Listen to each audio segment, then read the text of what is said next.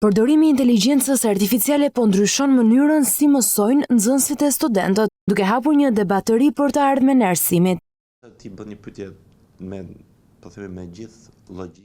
Eksperti Erlind Zoto në një intervistë për Ora News kërkon që sistemi arsimor dhe stafi pedagogjik të përshtaten me zhvillimet digjitale për të mos mbetur pas risive që tashmë janë bërë pjesë e përditshmërisë.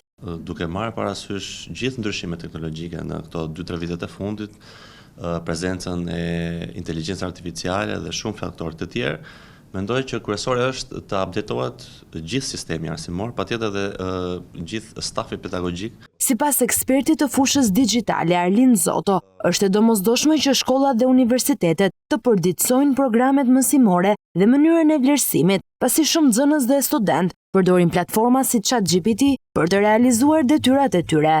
Profesionet po ndryshojnë, po ndryshon gjithë mënyra dhe gjithë pjesat teknologjike po zëvendësohet me AI-n, duke marrë shumë faktorë të tjerë, për shembull që mund të jenë profesione të ndryshme, të cilët mund të ndihmojnë duke mësuar AI-n etj. Dhe duke parasysh dhe diçka tjetër që ndoshta nxënësit mund të avancuar me teknologjitë, me smartphone-et etj. Dhe një pjesë të detyrave ose një pjesë po themi të mësimeve mund të marrin të gatshme nga ChatGPT ose nga platforma të ngjashme. Kështu që dhe profesorët dhe pedagogët duhet të jenë të updateuar dhe duhet të ketë dhe çdo universitet duhet të ketë mënyrat e tij për të kapur këtë gjëra.